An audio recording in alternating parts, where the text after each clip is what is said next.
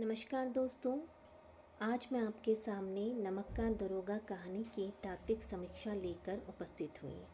इससे पूर्व मैंने नमक का दरोगा की कहानी का सारांश इस वीडियो के माध्यम से बताया था।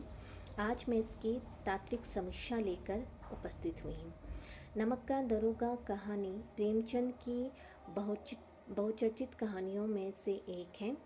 आइए अब इस कहानी की समीक्षा हम देख लेते हैं। नमक का दरोगा कहानी में प्रेमचंद ने भारत के जर्जर समाज की दुर्वस्था का प्रभावशाली चित्रण पाठकों के सम्मुख प्रस्तुत करने के लिए अपनी कहानियों में ऐसे कथनांकन का चयन किया है जिनमें तत्कालीन पारिवारिक, सामाजिक, आर्थिक, राजनीतिक, शैक्षणिक समस्याओं के साथ साथ देहातों में रहने वाले दीनहीन किसान की आर्थिक विषमता का भी भयावह रूप प्रस्तुत किया है। देहात और नगर में रहने वाले मजदूरों की दयनीय स्थिति को अंकित करने में प्रेमचंद जी ने सफलता हासिल की है।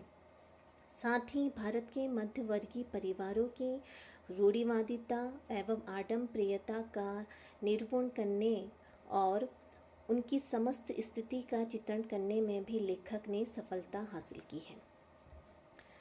नमक का दरोगा की तात्विक समीक्षा हम देख लेते हैं। नमक के दरोगा की तात्विक समीक्षा को 8 भागों में बांटा गया है। पहला है कथा वस्तु, दूसरा है चरित्र चित्रण, तीसरा है संवाद योजना, चौथा है देशकाल वातावरण, पांचवा है भाषा शैली, छठा है उद्देश्य, सातवां है शीर्षक का औचित्य, आठवां है निष्कर्ष। आइए हम नमक के दरोगा की कथा वस्तु देख लेते हैं। प्रेमचंद की आरंभिक कहानियों में विश्व प्रसिद्ध कहानी नमक का दरोगा है। इसकी कथा वस्तु में पहले कहानी की भूमिका के रूप में नमक के नए विभाग का विवरण दिया गया है और मुंशी वंशीधर को नमक के दरोगा की नौकरी के लिए वहां जाते हुए तथा उसके पिता को उपदेश देते हुए दिखाया गया है।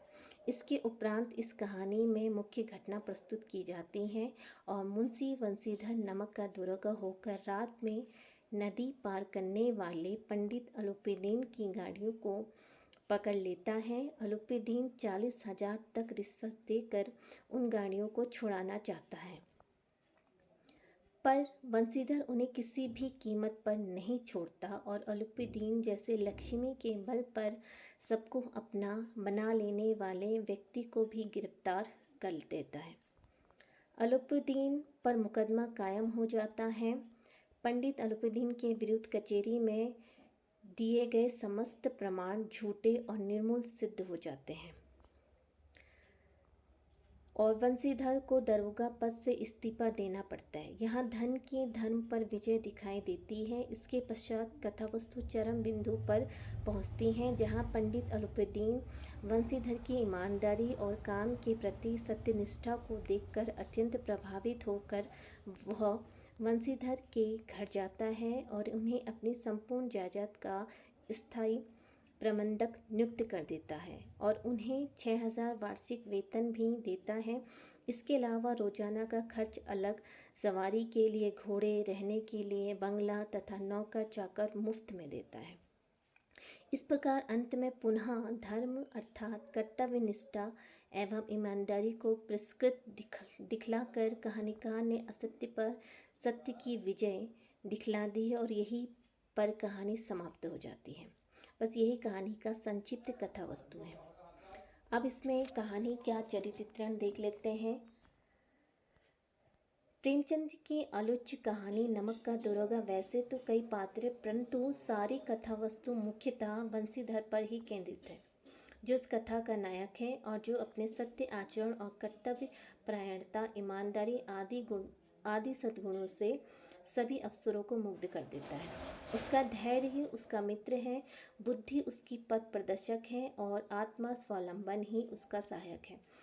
इसी कारण वह धन के लालच से भी मोहित नहीं होता है और अलुप्पीदीन से साफ कह देता है कि हम उन नमक हराम में से नहीं हैं जो कोड़ियों पर अपना ईमान बेचते रहते हैं। इतना ही नहीं, 20,000 रिश्वत देने पर भी वह टस से मस नहीं होता है और उस धन के जादूगर को गिरफ्तार कर देता है। यही उसकी ईमानदारी की सत्य निष्ठा को प्रकट करता है।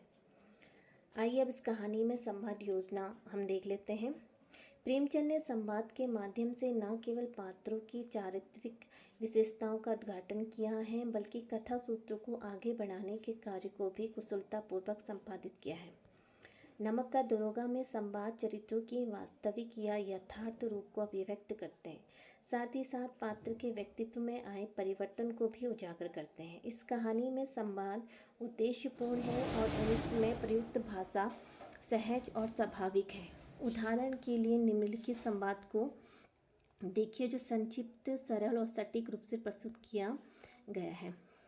यहाँ पर यह संवाद उस समय का लिया गया है जब वंशीधर जो है अलुपुद्दीन की गाड़ी को रात में पकड़ लेता है और वह उसे लालच देता है वंशीधर को कि इतने पैसे आप ले लीजिए और मेरी नमक की जो गाड़ी है उसे छोड़ दीजिए, लेकिन वो उसकी गाड़ी को नहीं छोड़ते हैं। तो यहाँ पर उनकी जो वार्तालाप हुई उसी का छोटा सा अंश इस वाक्य में दिखाया गया है, जिसमें वह वंशीधर कहता है कि असंभव बात है, 30,000 पर क्या 40,000 पर भी नहीं, 40,000 नहीं 40 लाख पर भी नहीं, असंभव है। यहाँ पर वंशीधर यह कहना चाह रहा है कि आप मुझे 40 लाख रुपए भी देंगे तब भी मैं अपने ईमान और अपने कर्तव्य से पीछे नहीं हटूंगा। इस प्रकार ऊपर दिए गए संवाद से पंडित अलुपुद्दीन और वंशीधर के बीच हुए वार्तालाप से दोनों के चरित्र की यथार्थता का पता चलता है। आइए अब देखते हैं कि इस कहानी का देश काल और वातावरण कैसा रहा। प्रेमचंद ने अपनी कहानियों में जिस स्थान की कथा वस्तु ली है उसका जीता जागता सजीव वर्णन अपनी कहानियों में किया है। जिस काल की घटनाएं हैं उस काल की यथार्थता में कोई संदेह नहीं, और जिस जाति या वर्ग के प्रसंग लिए हैं उनमें किसी प्रकार की कोई शंका नहीं की जा सकती। इस तरह सभी कहानियों में देश का, जाति वर्ग की विशेषताओं से ओतप्रोत उनका सजीव चित्रण प्रेमचंद की कहानियों में सजीव ढंग से देखने को मिलता है। नमक का दरोगा कहानी में वातावरण की बात करें तो इसमें जाड़े के दिन और रात का वर्णन किया गया है। इसी दौरान नमक के सिपाहियों, चौकीदारों की आज की स्थिति परिस्थिति का निरूपण लेखक द्वारा किया गया है। साथ ही इस कहानी में अदालत के वातावरण का भी दृश्य दिखाया गया है। जब पंडित अलुपुद्दीन को हथकड़ियों में जकड़ लिया जाता है और उसे अदालत लिया जाता है, वह एक प्रतिष्ठित व्यक्ति होने के साथ साथ फरेबी इंसान भी है, जिसे देखने के लिए अदालत में और बाहर सड़कों में लोग जमा हो जाते हैं, और यह दृश्य भी लेखक द्वारा दिखाया गया है। कुल मिलाकर इसमें ग्रामीण जीवन के यथार्थ रूप की झांकी को भी हम देख सकते हैं, जिसका सजीव चित्रण प्रेमचंद द्वारा किया गया है। भाषा शैली की दृष्टि से नमक का दरोगा कहानी पर विचार करें तो स्पष्ट होता है कि इसमें प्रयुक्त भाषा और शब्द विधान अधिकांशतः जन सामान्य की भाषा से जुड़ा हुआ है। कहीं कहीं उर्दू फारसी के शब्दों का प्रयोग किया गया है और संस्कृत शब्द भी कहीं कहीं पर आ रहे हैं। साथ ही भाषा जो है सरल है, सजीव है और सटीक है। उद्देश्य जो इस कहानी का मुख्य जो कहें पाठ है वो है उद्देश्य। नमक का दरोगा कहानी का उद्देश्य अत्यंत स्पष्ट है। इसके पात्र और उससे जुड़ी सभी घटनाएं धन और धर्म के द्वंद्व से उभर कर सामने आती हैं। पंडित अलुपुद्दीन धन को ही सब कुछ समझता है और उसी के बल पर समाज पे अपनी प्रतिष्ठा बनाए रखना चाहता है और बड़े बड़े अधिकारियों को अपने वशीभूत करना चाहता है। इसके विपरीत मुंशी वंशीधर भले ही गरीब है, किंतु उसके अंदर ईमानदारी, कर्तव्यपरायणता और बुद्धि का पर्याप्त धन है और वह ईमानदारी और सत्य के पक्षधर है।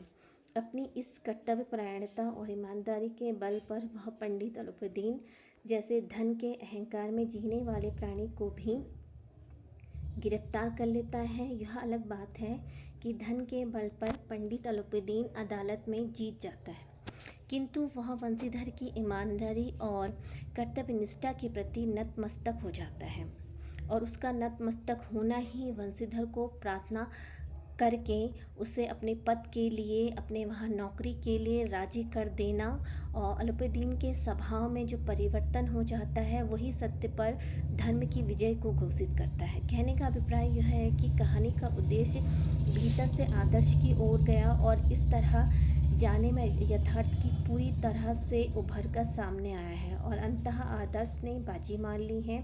इसलिए यह कहना उचित होगा कि इस कहानी में आदर्श आरोपित नहीं, पर वह सहज रूप से आदर्श को लेकर आया है। अब कहानी का शीर्षक भी हम देख लेते हैं कि कहानी का जो शीर्षक चुना गया है वह औचित्यपूर्ण है या नहीं है। कहानी के शीर्षक के सामान्यतः कई आधार हो सकते हैं। नमक का दरोगा कहानी के शीर्षक के प्रश्न की अगर हम बात करें तो यह एक ऐसा शीर्षक है जो एक विशिष्ट चरित्र का बोध करता है। इसमें दो ऐसे विशिष्ट चरित्र हैं, एक तो वंशीधर, दूसरा है पंडित अलूपीदीन। इन दोनों में वंशीधर का जो चरित्र है वो अधिक प्रमुख है, वही नमक का दरोगा है। इसलिए इस कहानी का शीर्षक सर्वदा औचित्यपूर्ण है। कहानी सटीक है और वर्ण विषय के अनुकूल है। निष्कर्ष में हम देख लेते हैं कि कहानी का जो पूरा आधार है वो क्या है, वो निष्कर्ष के माध्यम से हम यहाँ पर देख लेते हैं। उपयुक्त तथ्यों के आधार पर कहा जा सकता है कि नमक का दरोगा कहानी तत्वों के निष्कर्षों पर पूरी खरी उतरी है। उसकी कथा वस्तु संगठित है, चरित्र आदर्श और यथार्थ से जुड़े हुए हैं, साथ ही चरित्र प्रतीकात्मक भी हैं, संवादों में संक्षिप्तता और व्यावहारिकता है एवं चरित्र उद्घाटन की क्षमता है।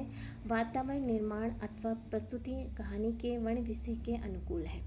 भाषा शैली सहज और व्यावहारिक है और इसका शीर्षक और उद्देश्य अपने आप में पूर्णतः स्पष्ट है, जिससे यह कहानी प्रेमचंद की एक बहुचर्चित और प्रभावशाली कहानी के रूप में हमारे सामने आती है। तो दोस्तों, आपको कहानी की तात्विक समीक्षा समझ में आ गई होगी कि इसके 8 भाग अलग अलग हैं, जिसकी व्याख्या मैंने आप लोगों के समक्ष रख दी है। और अगर आपको यह वीडियो पसंद आता है तो आप इसे लाइक ज़रूर करिएगा और सब्सक्राइब करना ना भूलिए। Thank you for watching.